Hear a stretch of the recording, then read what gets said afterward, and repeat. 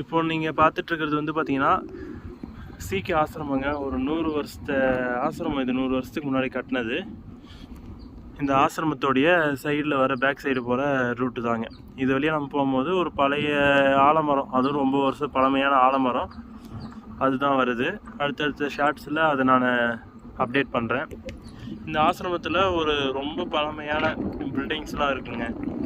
சீக்கிய ஆசிரமம், அந்த இந்து கோயில் முறை